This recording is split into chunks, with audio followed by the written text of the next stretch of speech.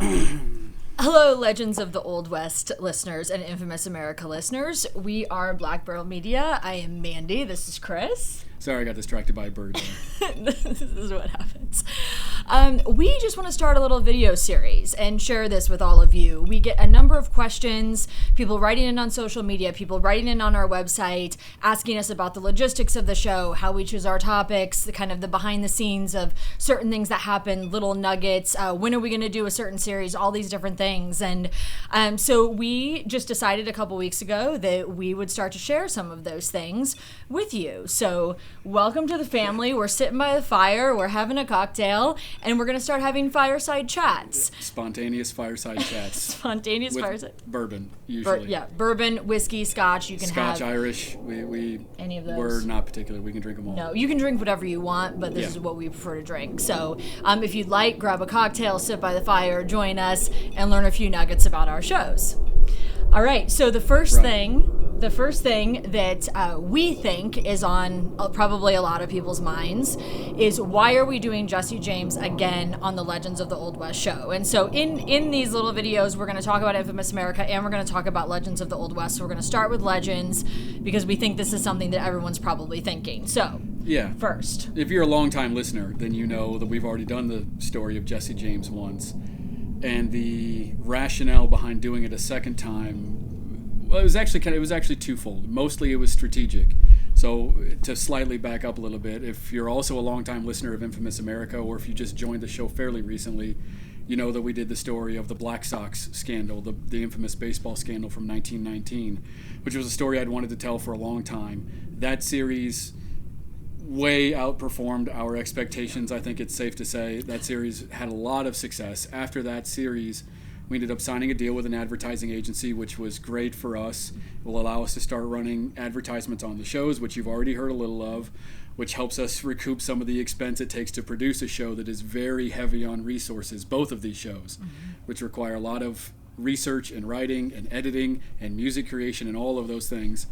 So that's a very good thing for us. So once we started the advertising deal, it was suggested that maybe a good way to work both shows together was to run the Billy the Kid series on the Infamous America podcast feed and follow it immediately with a reworked version of the Jesse James series on the Legends of the Old West feed. So one infamous outlaw would follow the other and kind of pivot to both shows. If you just discovered Infamous through Billy the Kid, you might like to hear more stories about the Old West. You can come join us on this whole other show that's all about the Old West, and you get to start with Jesse James, who was easily the most famous outlaw during his time. So we thought it'd be a fun pairing, but you know, I certainly will admit there was a little trepidation on my part of going back to a story I'd already done once.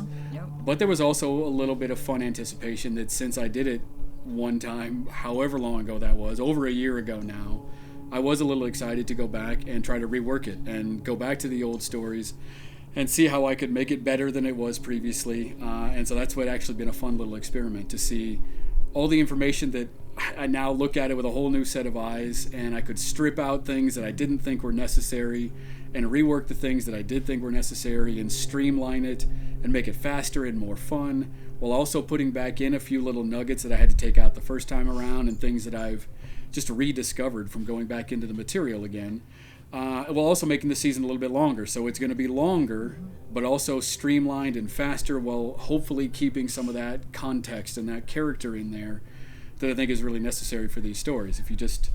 If it was just one long string of robberies, you know, it would get tedious after a while, and you'd start to lose interest in it. It's just one bank robbery after another and one train robbery after another.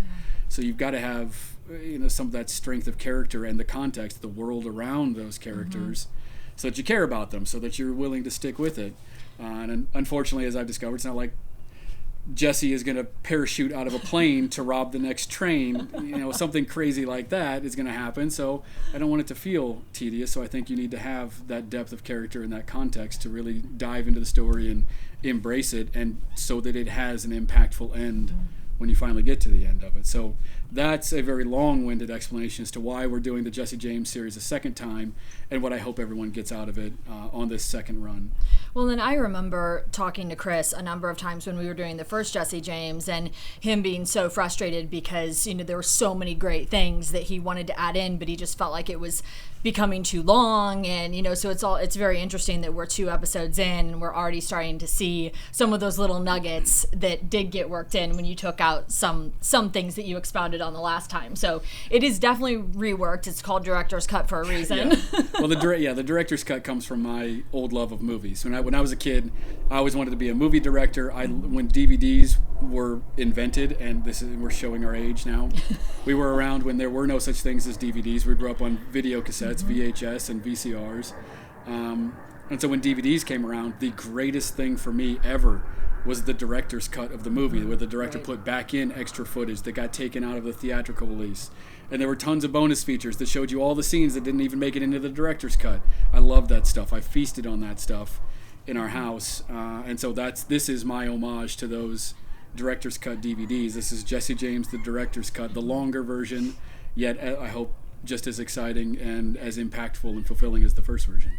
Well, and I think, it's also kind of cool that Billy the Kid was probably the most mysterious outlaw of the Old West, and then we followed that with Jesse James, who you would say is the most notorious, most infamous outlaw in the very Old little West. Mystery. Yeah, not mystery. We no know mystery. a ton about him. Right, Yeah. which is very interesting. Yeah. They weren't that many years apart. We know very little about they Billy. overlapped. Yeah, exactly. It's crazy. And then, to move over to Infamous a little bit, Yeah. but kind of staying on that same vein, is that John Dillinger is probably one of the most infamous criminal. He's the first celebrity criminal that we had in the United States. And what I found and learned, hello. Welcome to Arizona, everyone. You get desert quail flying like crazy when they get spooked. Hope you enjoyed that. Welcome to the show. And a couple little stragglers. Oh, hello. Anyone else? Or just a whole what's going on herd. back there? I don't know what Okay, so happened. maybe we're safe. So anyway, refocus. So John Dillinger, he actually idolized Jesse James. Didn't know that till the first episode. So my question to Chris, which I'll now share with you guys, or you can share the answer, is: did you know when you decided to run Jesse James again and John Dillinger at the same time that John Dillinger actually pretty much is the way he is because of Jesse James? He grew up idolizing Jesse James. Now we're running John Dillinger and Jesse James simultaneously. So it's also very interesting to me to listen to them back to back, knowing that little nugget of information. So yeah, no, that was a happy accident. I did not know at the time we made the decision, which was weeks or months ago, to run Billy the Kid on the Infamous America feed and follow his series with Jesse James on the Legends feed, which would put Dillinger on the Infamous feed. So Billy and Dillinger, and then Jesse on the other feed. When we made those decisions, I did not yet know that one of John Dillinger's early idols was Jesse James, and he started to mimic him and pattern his persona after some elements of Jesse James.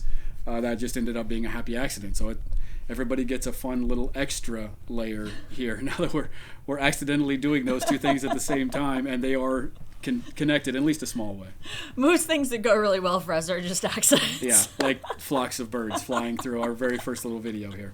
So we get happy accidents like that. So to I guess wrap up our first fireside chat. We probably should wrap it up before something else happens. Yeah. The last thing is just the thing that I probably love the most about our shows is, and Chris alluded to this, is just the fact that, Chris does a great job, I feel, of just setting the stage, what was going on in the country or in the world during the time, the childhoods of these people, what really created them, what made them who they are. That's where I was going before the birds interrupted me. Was that that was what was so great to learn about the John Dillinger and Jesse James connection, though crazy that the media really kind of idolized Jesse James and made him kind of this character that then John Dillinger kind of latched onto. But just talking about the the backstory behind this and really setting the stage. So that's the last thing that. Yeah, well, there's a lot of things in that little question/speech too that we could do probably a lot of episodes on. Yeah. That he's just talking about. Pick out one, and then we'll be back in a couple weeks. Someone asked me not too long ago about the newspaper business and the evolution of the media over time. We could do a whole series of videos on that, which is fascinating. And I'm sure there are plenty of books out there that chronicle those kinds of things. But at the same time, and this is another answer that I could go on a long time about, but it's a constant battle to figure out how much backstory to put in. Right. How much do you, the listeners, how much are you interested in the early years of these characters before they became the famous criminals that we all know about, before they really hit their stride in whatever they were doing, whether it was a lawman or a criminal, right, or whatever the job? How much backstory are you interested in? And so that was actually a big thing that I was interested in doing when it came to the Jesse James series, as I just alluded to, going back in, figuring out what I wrote the first time that was maybe not necessary. Did you really need to know that to understand the story? And simply just making it more understandable. I realized that I know that these series use a lot of names. I'm well aware there's a lot of information in there. I do know that. And so I have gone back in and tried to strip out some of those names that are not absolutely necessary while also keeping the story understandable. And if I just made everybody a guy, and guy number 1 did that thing, and guy number 2 did this thing, and guy number 3 did another thing, it would just be a muddled mess.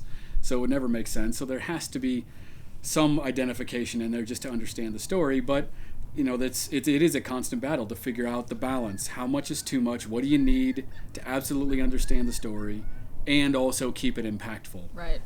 So I do, whether it's successful or not, I strive very hard to make these people be people. They're characters in a story, but they're also very real, and to try to project them the best way that I can, in my still somewhat limited knowledge. Right. I mean, I don't have a PhD in Jesse James history.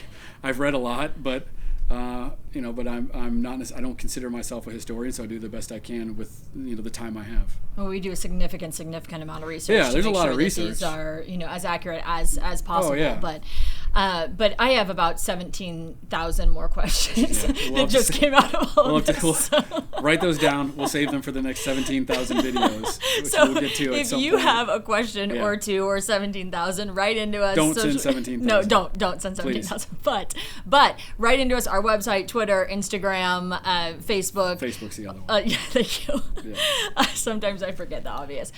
So Old West Podcast, Black Barrel Media, our handles on all of these different things. Our website, Black Barrel Media. Shoot us a note. Let us know for the next Fireside Chat if there's something you're dying to know. We'll happily respond. Cheers. Cheers.